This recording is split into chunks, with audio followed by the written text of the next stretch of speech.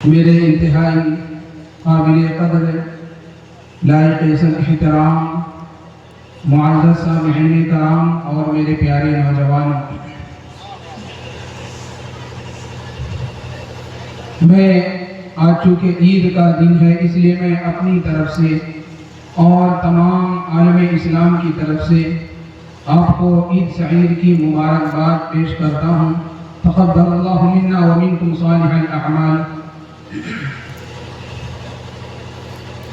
میرے دوستوں، میرے بزرگوں، اللہ رب العزت کا یہ بہت شکر و احسان ہوا کہ اس نے ہمیں رمضان المبارک کے مہینے میں روزے رکھنے، تراویح پڑھنے اور دیگر عبادات کی توفیق عطا فرمائی۔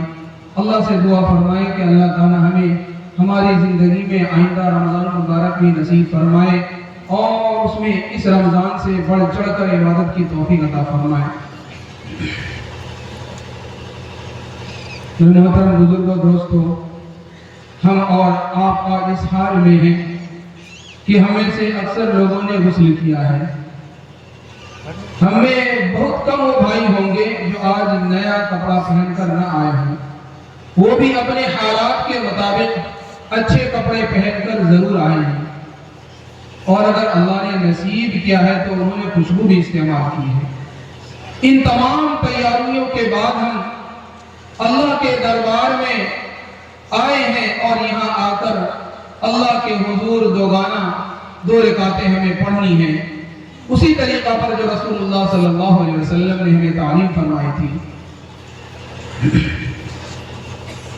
میرے دوستو، ہمیں اور آپ کو اس موقع پر یاد کرنا چاہیے۔ اگر ہم اس وقت بھی یاد نہیں کریں گے تو کب یاد کریں گے کہ ایک وقت وہ ہوگا کہ جب ہم آخری مرتبہ نہائیں گے، نہیں بلکہ نہلائے جائیں گے۔ آج ہم نئے کپڑے پہن کر آئے ہیں، اس دن ہمیں نئے کپڑے پہنائے جائیں گے۔ آج ہم نے خوشبو لگائی ہے، اس دن ہمارے اس آخری لباس پر خوشبو لگائی جائے گی۔ آج ہم یہاں چل کر نماز پڑھنے کے لیے آئے ہیں، اس دن ہمیں لوگ گھر سے لے جائیں گے اور بجائے اس کے کہ ہم نماز پڑھیں، ہماری نماز پڑھی جائے گی، اور اس کے بعد ہم اس راستہ پر پہنچا دیے جائیں گے جو راستہ اللہ کی دربار تک جائے گا، یعنی گویا کہ وہ قبر کی پہلی منزل ہے، گویا کہ قبر وہ پہلی منزل ہے۔ میرے دوستوں، میرے بھائیوں، میرے عزیزوں، اگر اور اوقات میں یاد نہیں آتا تو اس وقت اور آج کے دن ضرور یہ بات یاد آنی چاہیے کہ اس دن اور اس کے آگے کیا ہوگا، اس دن اور اس کے آگے کیا ہوگا۔ یہاں تک کہ منزلیں تو وہ ہیں جو ہماری اور آپ کی جانی پہچانی ہے۔ ہم نے اللہ کے بندوں کو، اپنے سے چھوٹوں کو، بڑوں کو، بچوں کو، بوڑھوں کو، نوجوانوں کو، اپنے سے کم عمر والوں کو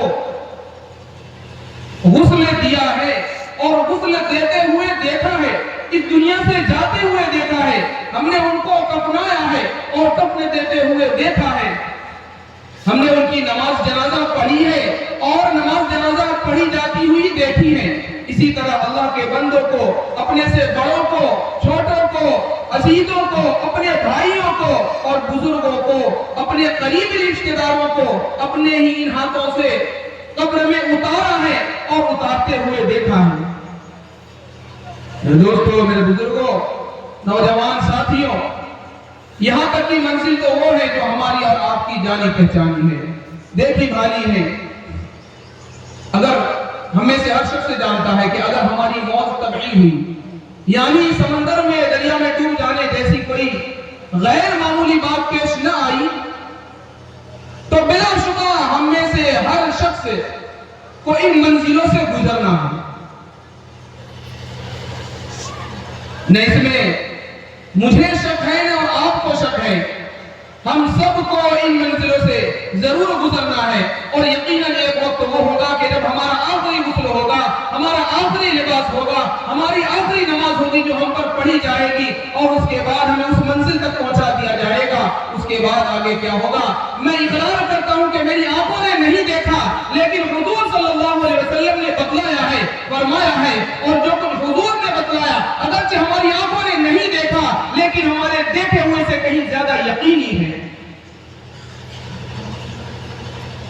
اللہ کے رسول صلی اللہ علیہ وسلم کا ارشاد ہے القبر اما روضۃ من ریاض الجنہ و اما حفرۃ من حفر النار.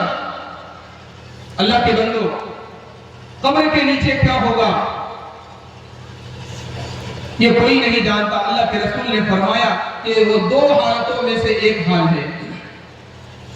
اما روضۃ من ریاض الجنہ، اگر بندہ یہاں سے تیاری کر کے گیا ہے رحمت خداوندی کے سبب، اپنے اعمال کے سبب، اپنے اخلاق کے سبب وہ رحمت خداوندی کا باعث بنے گا، وہ رحمت خداوندی کا مستحق بنے گا، اور قبر اس کے لیے جنت کے باغیچوں میں سے ایک باغیچہ بنے گا. گویا کہ وہ ایک قسم کی جنت میں پہنچ چکا ہے اور اس کے لیے وہاں فروح و ریحان و جنت نعیم، بندہ جو کچھ چاہتا ہے وہاں اس کو مل جائے گا. گویا کہ یہیں سے اس کا سلسلہ شروع ہو گیا.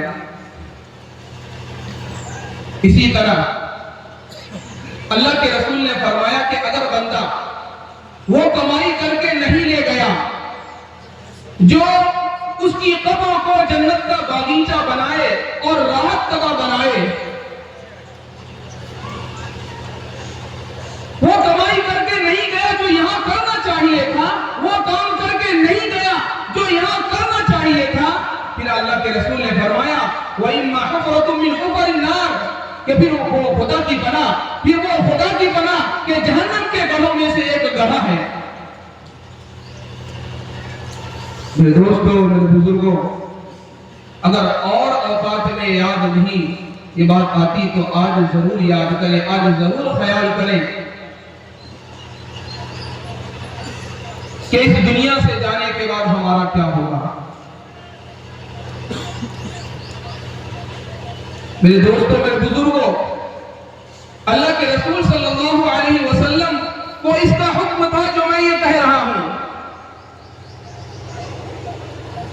اللہ کے رسول صلی اللہ علیہ وسلم کو اس کا حکم تھا. ہم انسان ہیں، غافل ہو جاتے ہیں، بھول جاتے ہیں. اللہ کے رسول صلی اللہ علیہ وسلم نے آ کر ہمیں یہ یاد دلایا اور بار بار یاد دلایا. اللہ اپنے نبی کو حکم دیتا ہے وَأَنذِرْهُمْ يَوْمَ الْآزِفَةِ کہ اے نبی، اے پیغمبر، انہیں قیامت کے دن سے ڈرائیے. اِذِ الْقُلُوبُ لَدَى الْحَنَاجِرِ كَاظِمِينَ کہ جس دن کلیجہ منہ کو آئے گا. کاظمین، جب انسان کی یہ کیفیت پیدا ہو جاتی ہے تو انسان اپنے دل کو بھیجتا ہے اور دباتا ہے. يَعْلَمُ خَائِنَةَ الْأَعْيُنِ وَمَا تُخْفِي الصُّدُورُ کہ انسان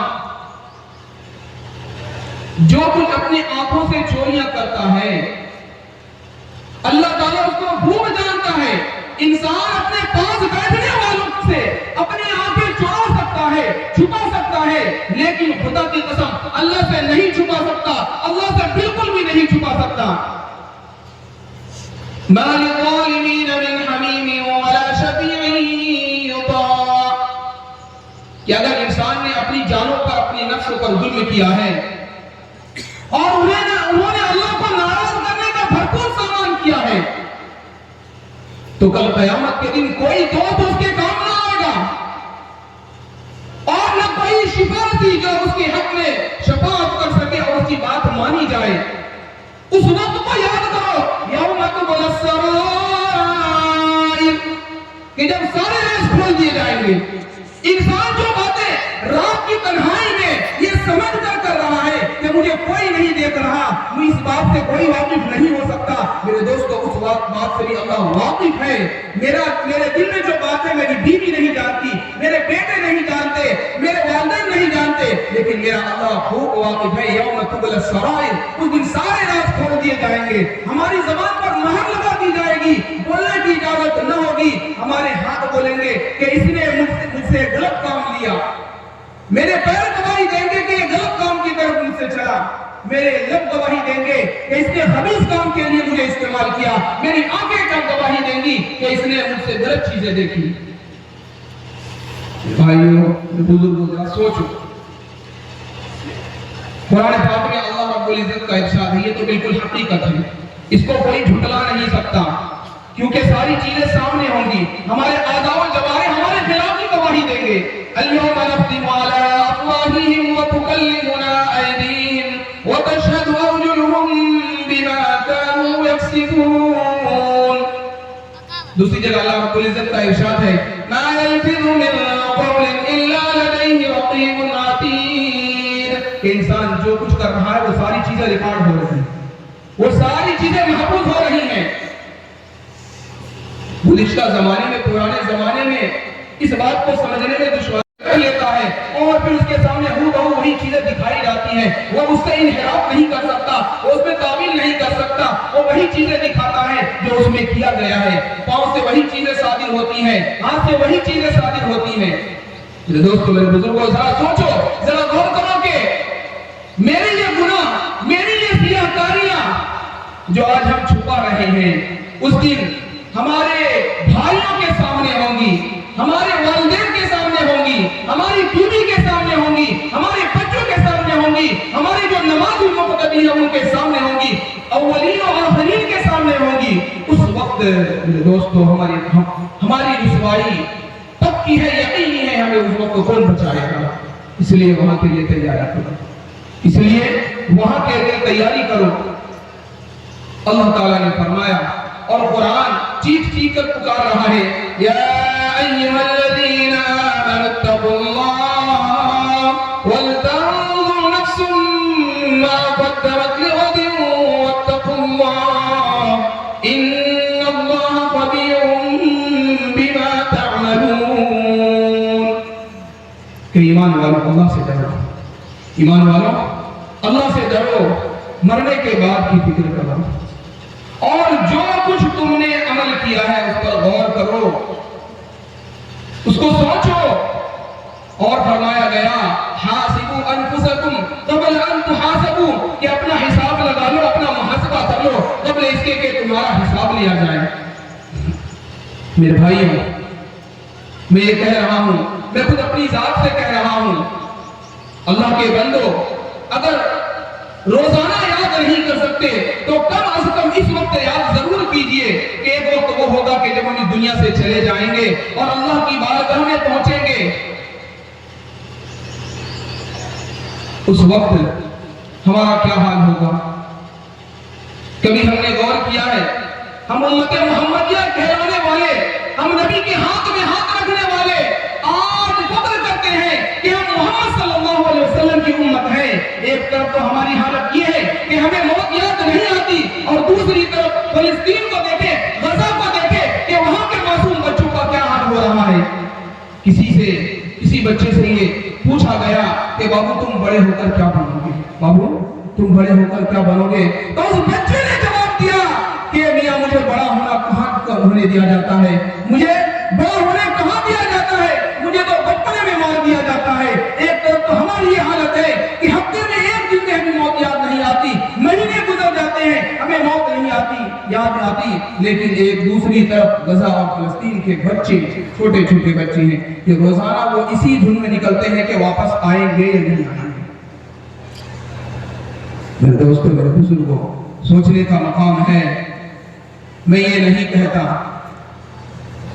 اور نہ میں اس حال میں ہوں اور نہ آپ سے امید کرتا ہوں کہ ہم بالکل معصوم ہو جائیں گے, ہم بالکل معصوم ہو جائیں گے. لیکن اتنی بات تو بالکل آسان ہے میرے بھائیوں کہ اللہ کے سارے معاملے کا انحصار اس پر ہے کہ ہم پکی سچی توبہ کر لیں, دل سے پکی سچی توبہ کر لیں اور ارادہ کر لیں کہ آئندہ میں اپنے نفس پر قابو کروں گا اور اپنے آپ کو اس لائق بناؤں گا کہ اللہ کے حضور اپنے آپ کو پیش کر سکوں.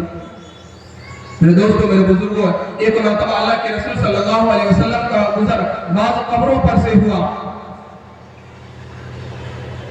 جس کھچر پر آپ سوار تھے وہ کھچر بھڑک گئی, بھڑک گئی, ایسے جیسے کہ گھوڑا کسی ڈراؤنی چیز کو دیکھ کر بھڑک جاتا ہے, اور اس کی کیفیت عجیب ہو گئی.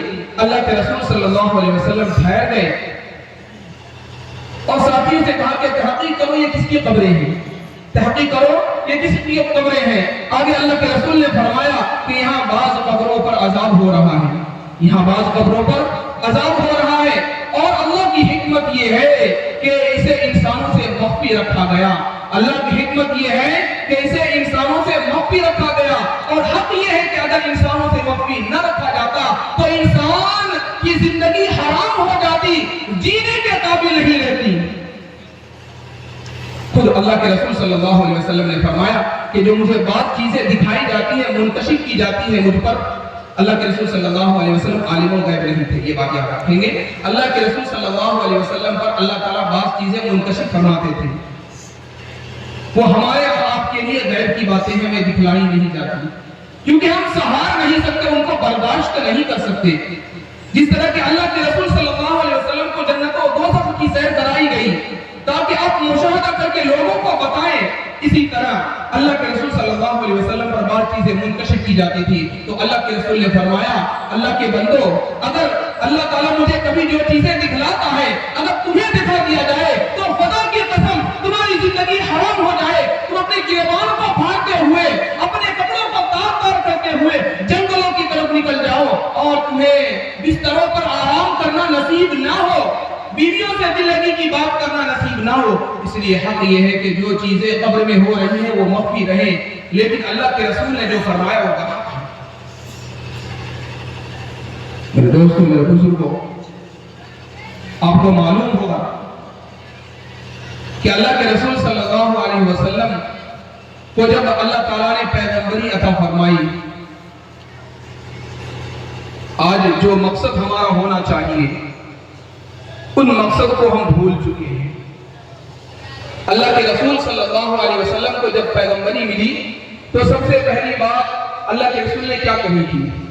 آپ کوہ صفا پر چڑھ گئے اور لوگوں کو ایک خاص ندا دی، ایسی ندا کہ اس زمانے میں لوگ اس ندا کو سن کر جمع ہو جاتے تھے، چنانچہ اکابرین مکہ اور سرداران قریش اس آواز پر جمع ہو گئے۔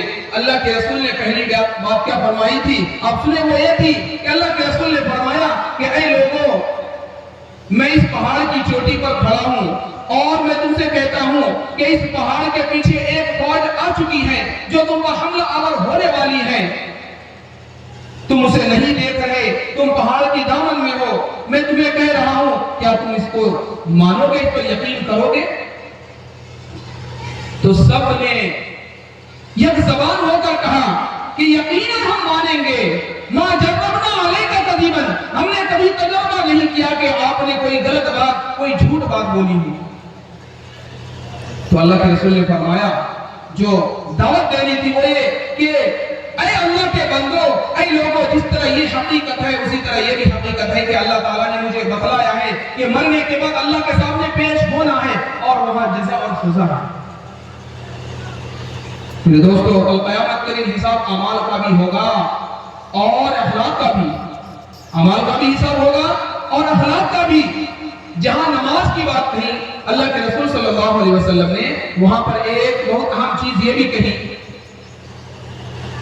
کہ بندوں کے حقوق کے بارے میں محتاط رہیں، بندوں کے حقوق کے بارے میں بہت محتاط رہیں۔ ایک دفعہ اللہ کے رسول صلی اللہ علیہ وسلم نے نماز، روزہ اور صدقہ وغیرہ کا ذکر کر کے فرمایا کہ بعض چیزیں وہ ہیں جو ان چیزوں سے بھی زیادہ اہم ہے، اور اس موقع پر اللہ کے رسول نے بندوں کی حقوق بتلائی اور فرمایا کہ ایسا ہو سکتا ہے کہ قیامت کے دن کچھ لوگ یہاں سے بہت ساری چیزیں یعنی نماز روزہ لے کر جائیں، نماز روزہ لے کر جائے، اور وہاں پہنچنے کے بعد معلوم ہوا کہ ان کے نام اعمال میں یہ چیزیں بھی ہیں کہ اس نے کسی کو ستایا تھا، کسی کو تکلیف پہنچائی تھی، کسی کی حق طلبی کی تھی، کسی کو گالی دی تھی، کسی کا حق مارا تھا، کسی کی چیز غصب کی تھی، تو یہ سارے مظالم ان کے نام اعمال میں ہوگا۔ تو اللہ تعالیٰ کے یہاں انصاف ہوگا، ان اللہ لا یظلم مثقال ذرہ، اللہ تعالیٰ ذرہ برابر کسی کے ساتھ ناانصافی نہیں کرے گا، اللہ تعالیٰ انصاف فرمائے گا۔ وہاں جن لوگوں نے جس کو گالی دی تھی، اسے برا بھلا کہا تھا، جھوٹ بولی تھی، غیبت کی تھی، اللہ رب العزت ان کو اس طرح حق دلوایا جائے گا کہ وہاں کی شرح کے مطابق ان کے اعمال لیے جائیں گے، اور جن کی اس نے حق تلفی کی تھی ان کو وہ سارے اعمال دے دیے جائیں گے۔ حتیٰ کہ اللہ کے رسول نے فرمایا کہ انسان یہاں سے بہت چیزیں لے کر جائے گا، لیکن جب قیامت کے دن پہنچے گا تو پتا چلا کہ اس کے اعمال میں کچھ بھی باقی نہیں۔ बल्कि अल्लाह के रसूल ने यहां तक फरमाया, सहाबा से पूछा अतदरून मनिल मुफलिस, ऐ सहाबा तुम जानते हो कि मुफलिस कौन है? तो सहाबा ने अपने ख्याल के मुताबिक कहा कि जिनके पास रुपए पैसे नहीं है वो मुफलिस है। तो अल्लाह के रसूल ने फरमाया नहीं नहीं, बल्कि वो मुफलिस है जो नमाज रोजा खूब करता है लेकिन किसी को गाली देता है, किसी की हक तलफी करता है। कल क़यामत के दिन उसके सारे नेक अमल लेकर उन लोगों को दे दिए जाएंगे जिनकी उन्होंने हक तलफी की थी, और जब नेक अमल खत्म हो जाएंगे तो उन लोगों के गुनाह लेकर इस पर लाद दिया जाएगा कि हमने जिंदगी भर इबादतें की, नमाज पढ़े, रोजे रखे, लेकिन अल्लाह के बंदों की हक तलफी की तो क़यामत के दिन हमारे सारे आमाल अकारत जाएंगे, बल्कि दूसरों के गुनाह हम पर ही लाद दिए जाएंगे। इसलिए मेरे बुजुर्गों दोस्तों, मैं कहता हूं कि दीन के दो बाजू हैं, दीन के दो बाजू हैं। एक ये कि अल्लाह ने जो फराइज हमारे जिम्मे की है उनकी अदायगी का एहतमाम करना। अब तक अगर हम नमाज छोड़ते थे तो हम अल्लाह से इस बात का अहद करके उठे और अपनी ईद को ईद बनाकर उठे कि अल्लाह ताला अब हम फराइज की अदायगी करेंगे, इसको नहीं छोड़ेंगे, और दूसरे बंदों के मामले में मोहतात रहेंगे, बंदों के मामले में मोहतात रहेंगे। अगर हम ऐसा करते हैं तो ये ईद हमारे लिए ईद है, वरना ये ईद हमारे लिए वाइद है, क्योंकि पूरी जिंदगी का मकसद दो ही है, एक अल्लाह को राजी करना, दूसरे बंदों के हुकूक को देखना। क्योंकि जितने भी गुनाह दुनिया में हमसे होते हैं वो बंदों से मुतालिक होते हैं। झूठ बोलते हैं तो बंदों से बोलते हैं, गीबत करते हैं तो बंदों की गीबत करते हैं, चुगलखोरी बंदों की करते हैं, और नमाज छोड़ते हैं तो अल्लाह की नाफरमानी करते हैं, रोजे छोड़ते हैं तो अल्लाह की नाफरमानी करते हैं। तो जितनी भी इबादतें हैं जो अल्लाह से मुतालिक है, अगर हम उनको छोड़ते हैं तो अल्लाह की नाफरमानी में जिंदगी गुजार रही है, और जो बंदों के मुतालिक है, अगर हम बंदों के मामले में मोहतात नहीं रहते हैं तो फिर ये बंदों के मामले की हक तलफी है। और हक तलफी के बारे में आपने हदीस सुनी कि कल क़यामत के दिन हमारे सारे अमल उनके अंदर तकसीम कर दी जाएगी, बल्कि उनके गुनाह पर लाद दिए जाएंगे। इसलिए मेरे दोस्तों, मेरे बुजुर्गों, आज के दिन बस आप इतना काम कर लें कि इस बात का अहद करके उठें कि अल्लाह ने जो फराइज हमारे जिम्मे की है, कम से कम फर्ज नमाजों की पाबंदी करेंगे और अल्लाह के हुकूक के बारे में मुहतात रहेंगे। और जब कभी हमसे गलती, लग़ज़, सरज़द हो जाए, गुनाह हो जाए, तो फौरन अल्लाह की तरफ रुजू करेंगे और माफी मांगेंगे। तो अल्लाह ताला से उम्मीद है कि अल्लाह ताला हमारे गुनाहों को बख्श देंगे और हमें बिल्कुल पाक साफ कर देंगे, क्योंकि अत्ताइबु मिन ज़म्बि कमन ला ज़म्ब लह, गुनाहों से तौबा करने वाला ऐसा है जैसा कि उसने गुनाह किया ही नहीं है।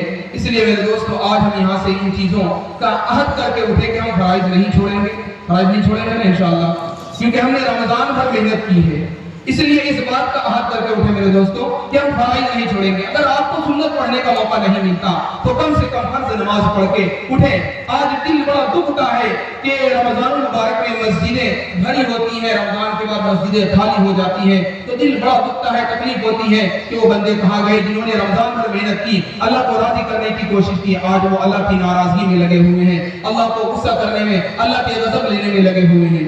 इसलिए मेरे दोस्तों, कम से कम फराइज की अदायगी करें। और जो बंदों के हुकूक हैं, याद रखिए, बंदों के हुकूक जब बंदा ही माफ करेगा तभी माफ होगी, माफी मिलेगी, वरना माफी नहीं मिलेगी। बंदों के हुकूक के बारे में बहुत ही ज्यादा मोहतात हैं।